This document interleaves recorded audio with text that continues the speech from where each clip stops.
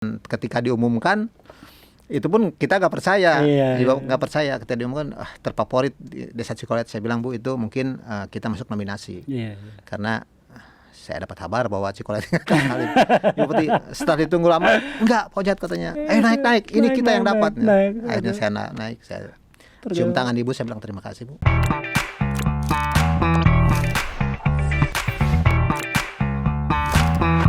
Dan siapa sih yang dapat? Ini kita sekarang umumin ya. Yes. Jadi, Desa Wisata Terfavorit Anugerah Desa Wisata Indonesia 2021 diberikan kepada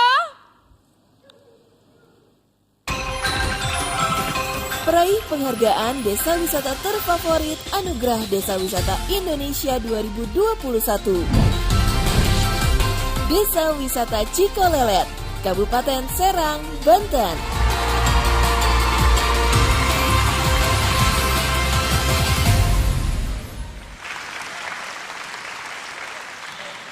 Selamat, dan kepada peraih penghargaan Desa Wisata Terfavorit kami persilahkan untuk naik ke atas panggung. Yes, tepuk tangan yang meriah. Yes. Dan juga dengan hormat, kami juga mengharapkan kehadiran Menteri Pariwisata dan Ekonomi Kreatif, Bapak Sandiaga Uno, di atas panggung untuk langsung memberikan penghargaan kepada Desa Wisata Terfavorit ADWI 2021.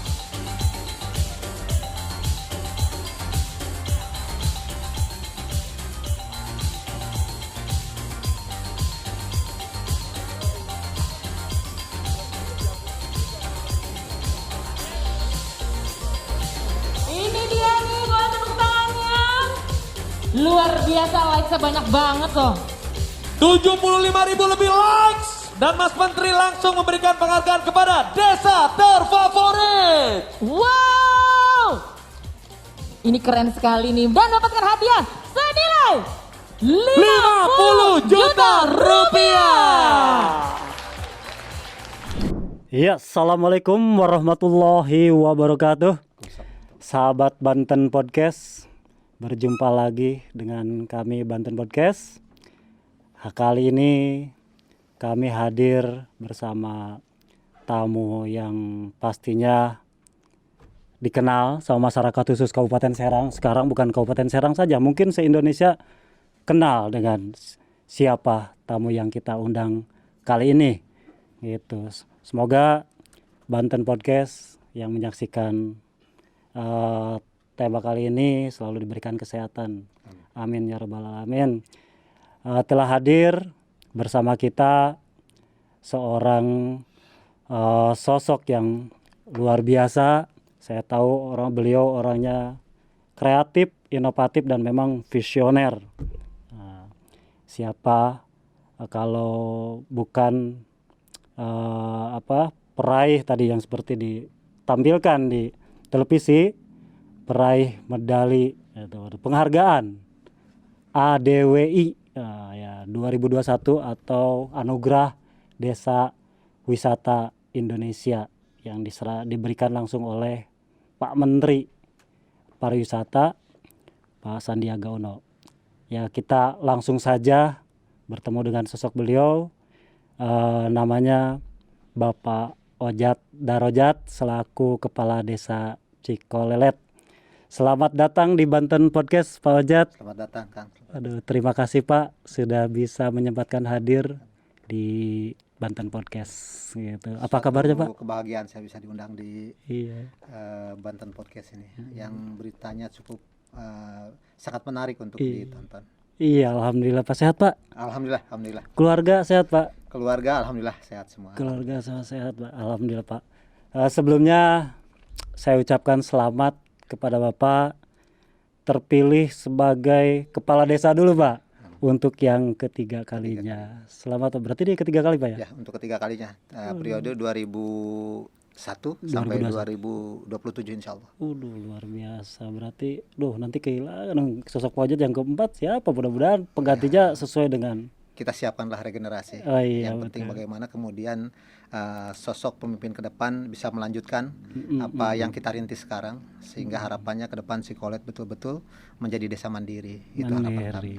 Ya, mungkin nanti ada rencana ke parlemen kali Pak setelah.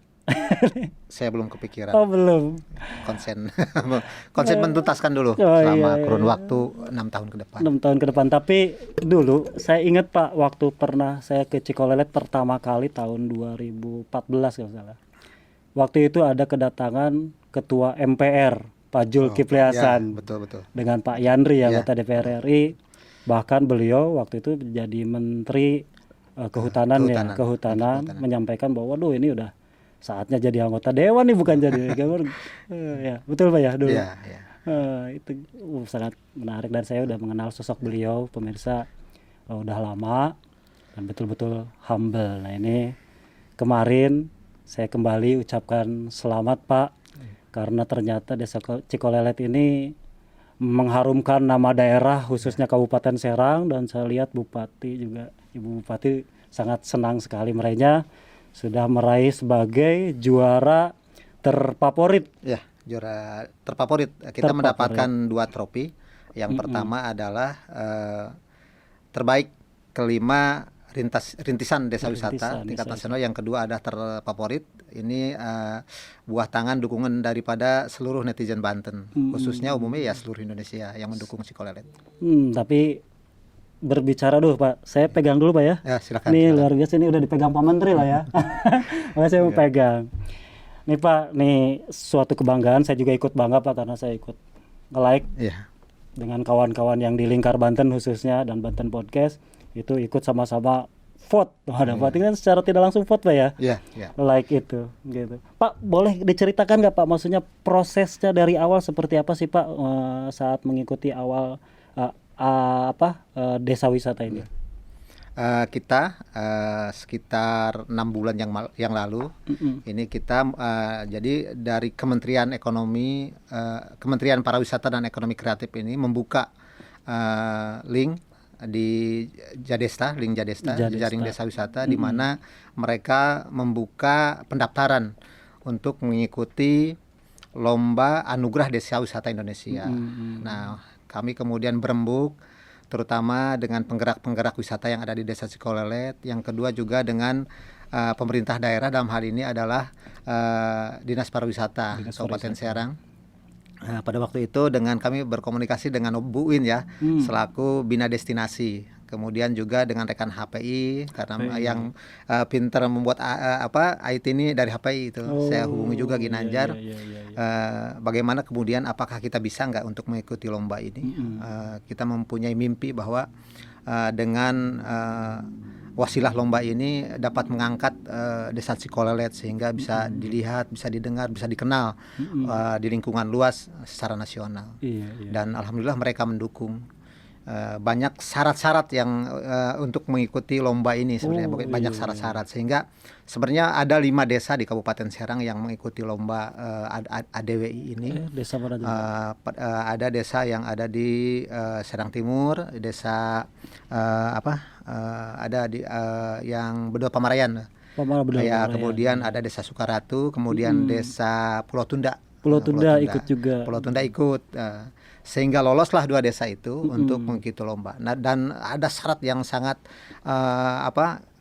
dibutuhkan, yang sangat berat yang kami harus sampaikan. Cuman karena kita sudah mempersiapkan dari awal, karena memang pengembangan desa wisata Cikolelet ini dari awal memang baik legalitasnya, kita regulasinya sudah dibuat dan itu sudah syarat mutlak. Kita ada regulasi terkait tentang pengembangan wisata. Ada peraturan desa nomor 7 tentang pengembangan desa wisata Cikolelet. Kemudian turunannya adalah ada juga peraturan desa tentang BUMDes. Dan yang paling signifikan membuat nilai besar untuk Desa Cikolelet itu kita ada status khusus dari Ibu Bupati Kabupaten Serang. Status khusus. SK Bupati Kabupaten Serang tahun 2019 yang menyatakan bahwa Cikolelet adalah desa wisata. Jadi syarat-syarat itu kita kumpulkan, kemudian profil-profil desa, video-video konten tentang Cikolelet. Nah, akhirnya kita masukkan melalui jejaring Jadesta. Akhirnya alhamdulillah dari 1.800 lebih desa wisata di tingkat nasional itu Jadi terakumulasi akhirnya jadi sekitar 500 desa wisata yang 1.800 dari 1.800 itu dipilih 500. Kemudian seleksi kedua 300 dan Cikolet masih masuk tuh di 300 termasuk Pulau Tunda pada waktu itu masuk 300. Masih masuk. Iya. Kemudian diseleksi lagi menjadi 100 terbaik. Dan Cikolet masuk dan akhirnya pada 50 terbaik itu dan alhamdulillah kita masih masuk juga gitu. Luar biasa. Sehingga ya alhamdulillah di 50 yang terbaik itu dikunjungi oleh Pak Menteri pada waktu itu ke Desa Cikolet sekitar 2 bulan yang lalu. Betul. 2 bulan yang lalu. Terus gimana kesan-kesannya Pak Menteri pada saat hadir di karena kita natural saja, kita sambut Pak Menteri dengan seluruh masyarakat warga Desa Cikolet dengan komunitas-komunitas pariwisata, komunitas-komunitas budaya dan tradisional, kesenian tradisionalnya. Kita tampilkan dan alhamdulillah Pak Menteri merasa terkesan. Apalagi kami ketika kunjungan tersebut secara intens Ibu Bupati itu mendampingi Pak Menteri. Jadi ada kesan tersendiri Pak Menteri terhadap Ibu Bupati kita, terhadap Ibu Bupati Kabupaten Serang, sehingga pada waktu penganugerahan Pak Menteri menyebut terus Ibu Bupati karena memang ketika Pak Menteri turun Ibu langsung mendampingi dan itu tidak semua desa wisata didampingi oleh Ibu udah Bupati, kepala daerahnya. Gitu, jadi cukup berkesan pada waktu itu. Di samping memang kunjungan Pak Menteri pada waktu itu juga kami juga di samping penganugerahan 50 terbaik nasional Pak Menteri, di situ juga kami meresmikan IMAH-AWI namanya. IMAH-AWI itu apa tuh Pak? IMAH-AWI itu adalah Pusat Gerai Ekonomi Kreatif di Desa Cikolet. Jadi produk-produk ekonomi kreatif di Desa Cikolet itu kita pajang di IMAH-AWI untuk selanjutnya apabila ada wisatawan atau pengunjung bisa beli di sana gitu. Bisa beli di sana. Oh, itu boleh tahu Pak produknya itu apa aja sih Pak? Kebetulan saya hanya bawa satu produk sini. Oh gitu. Ini apa ini? Iya, saya tadi lihat ini. Cikopi. Ini Cikolet kopi jenisnya Robusta Buhun. Cikopi, ya, Robusta Buhun. Robusta. Jenisnya Robusta. Ini dikelola oleh kelompok tani pencinta alam Cikolelet. Yang awalnya pencinta alam kemudian bergerak di kelompok tani, alhamdulillah ini menampung petani-petani kopi yang bisa dikemas langsung di Desa Cikolelet. Ini produknya. Di samping itu juga ada produk-produk lain yang kegiatan ekonomi kreatif, diantaranya adalah minyak sereh wangi. Penyulingan minyak sereh wangi ini produknya turunannya adalah ada lilin aromaterapi, kemudian sabun, balsem, kemudian ada kerajinan yang baru dikembangkan juga eceng gondok. Kita bekerja sama dengan Pokdarwis Singarajan terkait bahan bakunya, memang di Pontang banyak.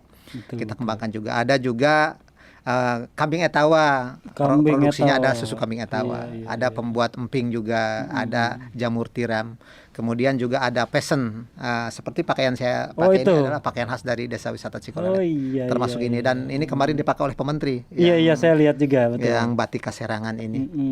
Itulah produk-produk yang kita kembangkan, yang kita simpan di IMAH-AWI. Dan kemudian ketika kemarin waktu penganugerahan, sebelum penganugerahan kita sempat ngobrol dengan Ibu Bupati, Pak Ojat, kita lihat ini pesen yang dilihat ini adalah batik.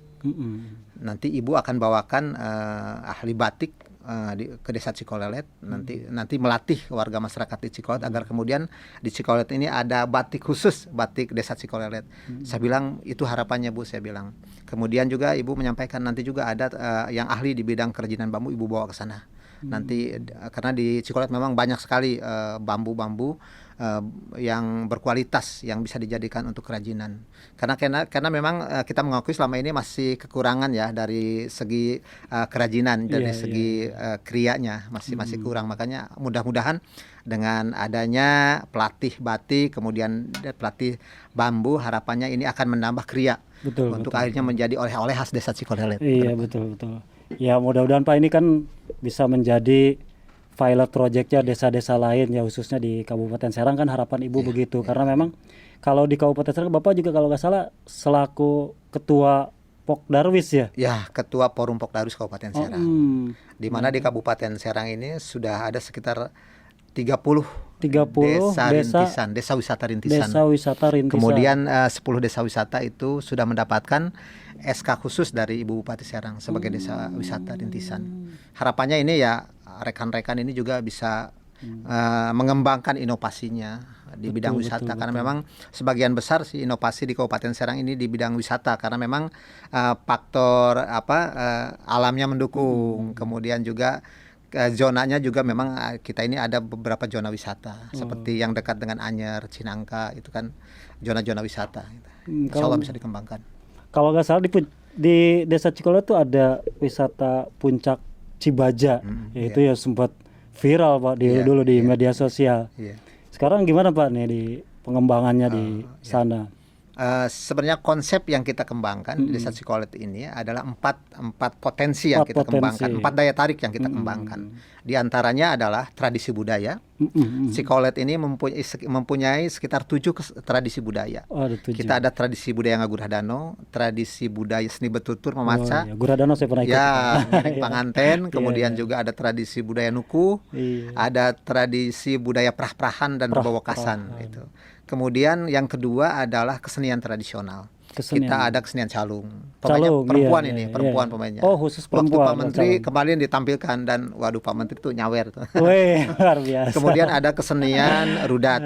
Ini kesenian hampir punah rudat ini. Tetapi ketika kita mengembangkan wisata, akhirnya alhamdulillah sekarang lestari. Sekarang ada tinggal bagaimana kemudian ini bisa nanti menularkan ke generasi muda agar tertarik terhadap kesenian rudat. Rudatnya kayak gimana sih Pak? Rudat itu sebenarnya kesenian kesenian yang pakai terbang, dia itu pakai terbang. Kemudian ya dinyanyikan oleh laki-laki, pemainnya laki-laki semua.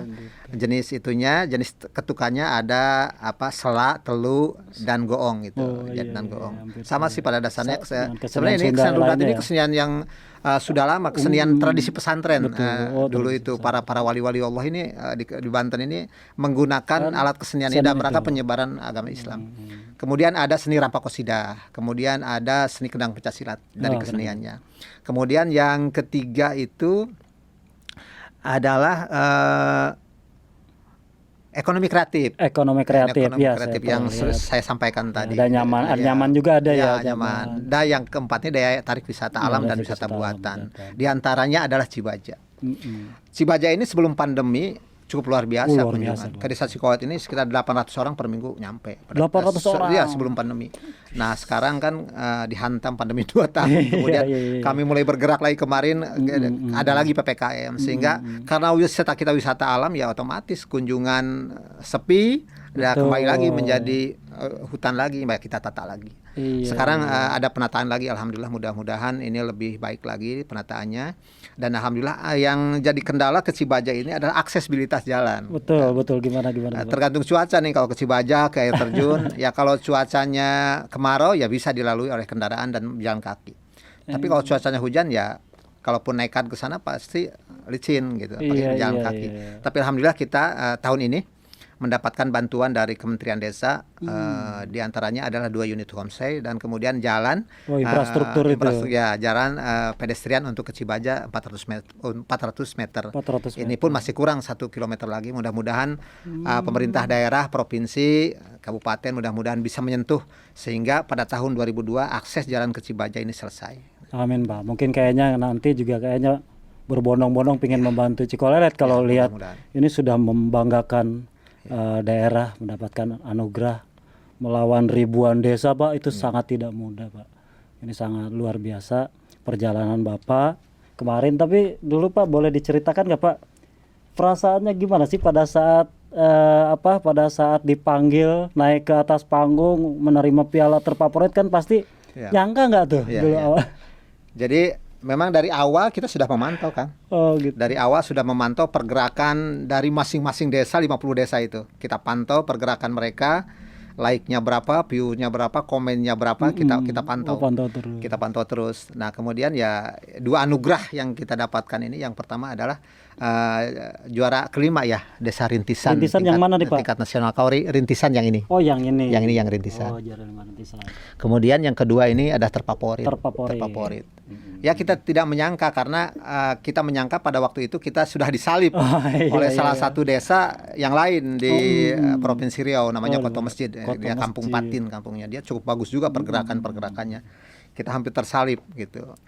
Dan waduh, saya yakin ini pikiran saya ini wah kayaknya kalau tidak Cikolet ya ini Koto masjid. Nah ketika diumumkan juga sebenarnya saya masih belum percaya. Saya di samping saya Ibu Bupati pada waktu itu. Apa reaksi Ibu Bupati waktu itu? Boleh cerita nggak Pak? Ibu Bupati gimana reaksi? Saya udah mau Ibu luar biasa Ibu Bupati.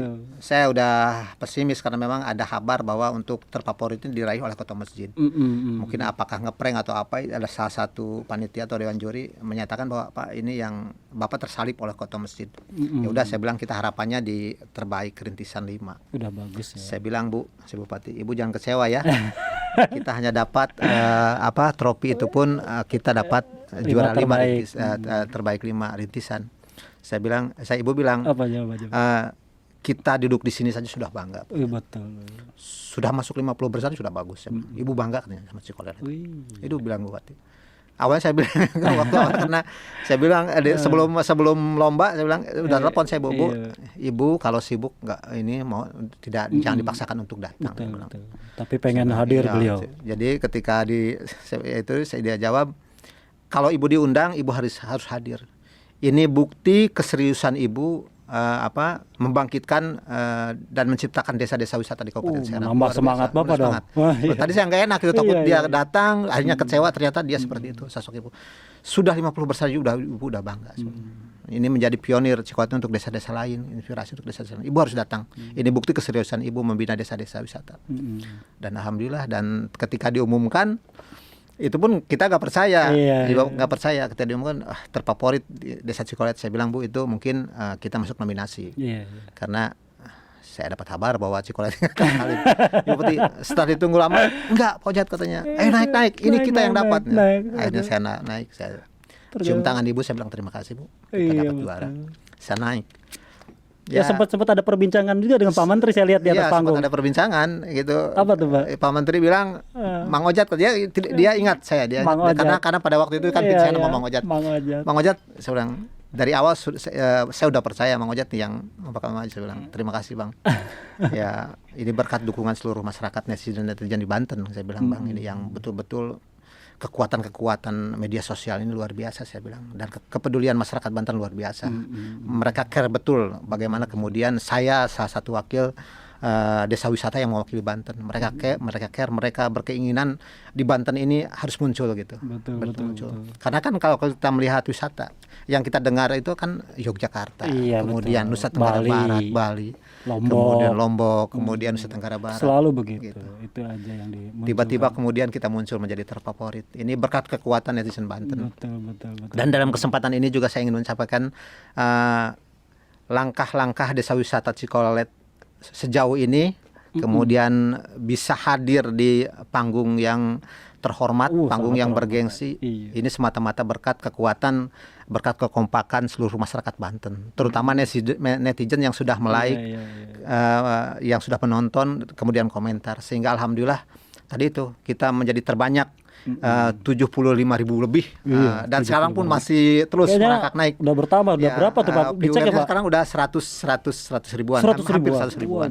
Like-nya 100 ribuan. Harapannya dengan kekuatan itu juga ini akan Cikolet lebih dikenal lagi oleh masyarakat luas, harapannya itu. Sekali lagi saya salut, mengucapkan terima kasih yang sebesar-besarnya untuk netizen Banten. Iya tuh, netizen tidak lupa dong Pak Ojat tetap berterima kasih karena berkat netizen kemarin khususnya di Banten gitu. Termasuk juga selama ini kan Cikolet ini selalu dikawal oleh media ya. Alhamdulillah. Oleh Lingkar Banten. Dan media-media lain di Kabupaten Serang, di Provinsi Banten yang mengangkat selalu desa wisata Cikolet. Setiap pergerakan kita dipantau terus, kemudian diberitakan secara positif. Ini juga membawa aura positif dalam rangka promosi desa wisata Cikolet. Ya alhamdulillah Pak, harus memang peran media sebetulnya ya kan selama ini kan ya orang berpikir wah media ini mencari kesalahan aja. Kan tidak selalu begitu. Buktinya kan ini salah satu bukti bahwa media tuh betul-betul mensupport apa yang menjadi inovatif. Salah satunya ini buktinya kita meraih ini yang dapatkan Pak Lurah. Tapi waktu itu Pak boleh diceritakan lagi setelah Bapak di atas panggung menerima penghargaan itu, terus ketemu lagi Ibu, apalagi kan kayaknya dekat-dekat banyak artis tuh Pak saya lihat, termasuk. Ada sempet joke juga sih dari Ibu. Gimana, mungkin untuk menutup, pada waktu itu kan terfavorit belum diumumkan, untuk menutupi kegundahan saya karena kan kita hanya dapat juara 5 ya di rintisan Desa Wisata, karena kita saingan kita cukup berat, mereka bagus-bagus, kita dapat. Ibu bilang begini setelah duduk, Pak Ojat mending juara 5 katanya. Kenapa Ibu kok gitu? Saya bilang kan Pak Ojat di fotonya dekat Krisdayanti, kemudian Atta Halilintar, supaya saya tidak kecewa gitu. Ibu masih bisa ngejok ya, bisa menghibur saya dengan kata-kata Ibu, ya sosok luar biasa lah Ibu Bupati, sosok luar biasa. Tapi akhirnya setelah menerima ini gimana tuh Pak? Ya setelah ya luar biasa, saya ya agak gimana ya, terenyuh juga sih. Terenyuh, salut nih kekompakan masyarakat Banten ini luar biasa. Dan semua komunitas saya gerakan. Patut diketahui 2 hari sebelum pembukaan voting itu Ibu Bupati kan sudah mengajak tuh di media sosial tuh. Ibu Bupati sudah mengajak agar kemudian masyarakat Kabupaten Serang, masyarakat Provinsi Banten mendukung Desa Wisata Cikolelet. Luar biasa. Betul Pak. Ajakan Ibu Bupati itu signifikan sekali membawa suara Desa Wisata Cikolelet. Nah nanti setelah ini Pak meraih penghargaan, ini aduh luar biasa, saya juga ikut bangga Pak sebagai warga Banten. Kedepannya ada langkah-langkah nanti dari Ibu Bupati atau dari kementerian di Desa Cikolelet gimana Pak? Apakah akan memperluas desa wisata atau memang akan nanti konsen lagi pembenahan, seperti apa Pak? Ya karena tadi itu Desa Cikolelet ini mudah-mudahan kan menjadi pilot project ya, terutama yang berinovasi di bidang wisata. Tentunya ya pemerintah daerah juga mempunyai skala prioritas. Artinya jadikan dulu Cikolelet gitu. Jadikan dulu Cikolelet sehingga kemudian nanti setelah jadi bisa diikuti oleh desa-desa lain. Mudah-mudahan ini yang 50 besar ini dari Kementerian Pariwisata juga insya Allah terus konsen untuk diangkat. Kita kan rintisan, mereka akan mengangkat kita mungkin ke arah nanti berkembang, yang berkembang menjadi maju seperti itu. Ya harapannya sih pemerintah pusat, pemerintah kabupaten dan provinsi terus membina Cikolelet. Terutama ya yang kami butuhkan adalah aksesibilitas infrastruktur jalan, infrastruktur dari kampung ke objek wisatanya butuh pembenahan. Harapannya ya terutama provinsi bisa bantulah. Kalau kabupaten sudah cukup maksimal Ibu Bupati membantu. Dari jalan 7 km saja, jalan kabupaten alhamdulillah dalam waktu 2 tahun sudah terbangun. Dan mereka mendukung kegiatan wisata. Kemudian juga aksesibilitas yang lain, PJU dan lain-lain yang sudah terbangun. Termasuk sarana amenitas dan lain-lain sudah terbangun. Tinggal bagaimana kemudian ya Provinsi Banten bisa menyentuh lah, Tapi alhamdulillah pada tahun ini, di akhir tahun ini kita mendapatkan bantuan juga dari Dinas Provinsi. Ada. Ya, jadi Gapura selamat datang di Desa Cikolelet. Iya, alhamdulillah, mudah-mudahan Pak Gubernur nanti menonton podcast kita dan melihat apa yang menjadi harapan Pak Ojat. Gitu Pak. Kemudian ya kan sudah, saya ingin tahu Pak bagaimana, kan saya tahu Bapak kemarin juga pada ajang lomba-lomba kebersihan, kemudian wisata juga pernah juara di daerah. Nah ini bagaimana sih Pak cara membangun jiwa gotong royong masyarakat biar nanti desa-desa lainnya juga bisa mengikuti gitu apa yang dilakukan Abang? Saya mempunyai keyakinan sih kalau kita memberikan, intinya seorang pemimpin itu adalah satu, memberikan informasi yang bisa diserap oleh masyarakat. Memberikan ajakan-ajakan. Jadi jiwa leadership itu artinya kita sebagai pemimpin itu harus menjadi suri tauladan. Kalau kita menjadi contoh yang baik, apapun yang kita sampaikan kepada masyarakat pasti mengikuti. Selama ajakan-ajakan kita itu mengajak kepada hal-hal yang positif. Dan kebetulan masyarakat kami luar biasa kompak. Jadi saya berdiri di podium itu, di panggung itu tidak kerja sendiri, tidak kerja dalam sesaat bisa membalikan telapak tangan. Saya diangkat oleh masyarakat. Diangkat oleh masyarakat. Masyarakat saya luar biasa. Bisa merasakan itu Pak. Saya memang luar biasa. Tapi kan kita tahu Pak, membangun pola pikir masyarakat itu sangat sulit dan itu yang selalu dilakukan pemerintah daerah. Dan ini kan sosialisasi yang cukup lama, tidak sebentar, sehingga masyarakat jiwa kegotrongannya terbangun. Jadi sejak lama gitu, sejak lama. Jadi tadi itu seorang pemimpin sepintar apapun tanpa didukung masyarakat tidak akan pernah berhasil. Jadi harusnya pemimpin dengan masyarakat itu harus sejalan. Harus sejalan. Tapi ada wacana nggak Pak kemarin dari Pak Menteri khususnya Pak Sandiaga Uno ini kan memang saya lihat kayaknya ini inovasi baru program desa wisata ya dari Pak Uno ini. Apakah ini akan berkelanjutan? Apa gimana, ada informasi? Mungkin 2 tahun depan akan lebih ditingkatkan lagi akan lebih ditingkatkan lagi. Sehingga kemudian Pak Menteri ingin agar desa-desa yang ada peningkatan status dari desa wisata rintisan ke desa wisata berkembang. Kemudian dari desa wisata berkembang ke desa wisata maju. Dari desa wisata maju ke desa wisata mandiri. Titik akhirnya ya Pak Menteri programnya ini agar semuanya menjadi desa-desa mandiri. Sehingga kemudian dengan jadi desa wisata mandiri itu, jadi pemerintahan desa itu bisa mengolah pemerintahannya, bisa mengolah keuangan sendiri melalui PAD. Kan tujuan akhir daripada desa wisata ini bagaimana kemudian dari sektor desa wisata, inovasi di bidang wisata ini dapat membawa signifikan terhadap pendapatan asli desa. Itu harapannya. Sehingga targetnya beberapa tahun ke depan desa itu sudah tidak harus meminta program dari atas, tapi dia bisa menghasilkan. Kalau kita bisa melihat desa-desa lain seperti Ponggok dan Pujon kan luar biasa dia dari sektor wisata. Per tahun saja BUMDesnya sudah menghasilkan 14 miliar. Kenapa tidak bisa seperti itu? Luar biasa. Makanya saya selalu menyampaikan kepada rekan-rekan kepala desa bahwa dana desa yang dikucurkan oleh pemerintah pusat ini kan bukan dana abadi. Betul. Kalau misalkan ada kebijakan lain, karena keuangan negara juga terbatas, ada kebijakan lain yang menjadi skala prioritas, bisa saja dalam 1, 2, 3 tahun dana desa ini hilang.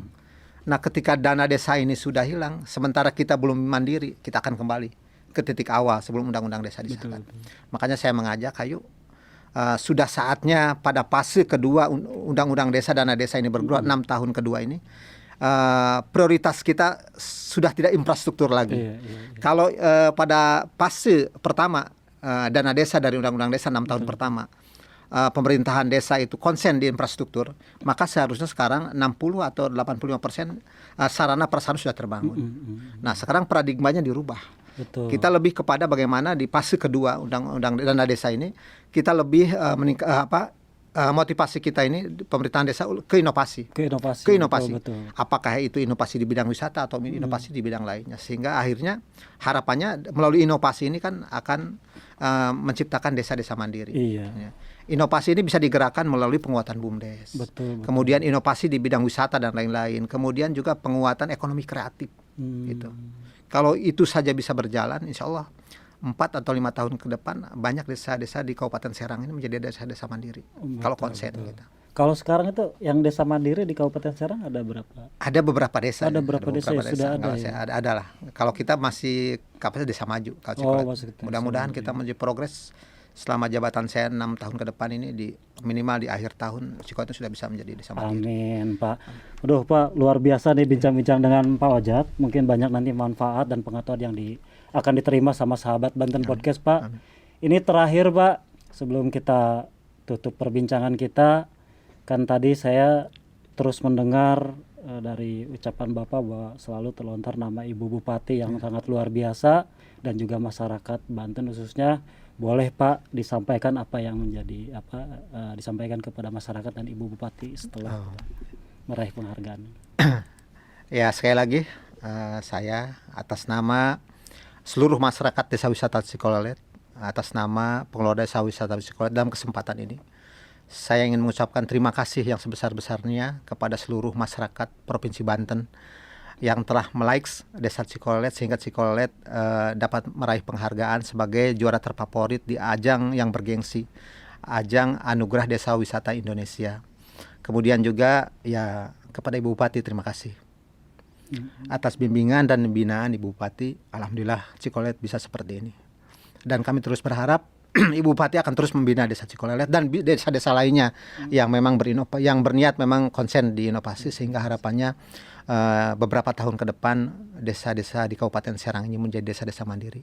Terima kasih Ibu Bupati Kabupaten Serang, terima kasih seluruh masyarakat Kabupaten Serang, seluruh masyarakat Provinsi Banten. Tidak lupa juga saya bisa hadir di panggung itu juga berkat kekuatan orang-orang yang di belakang layar.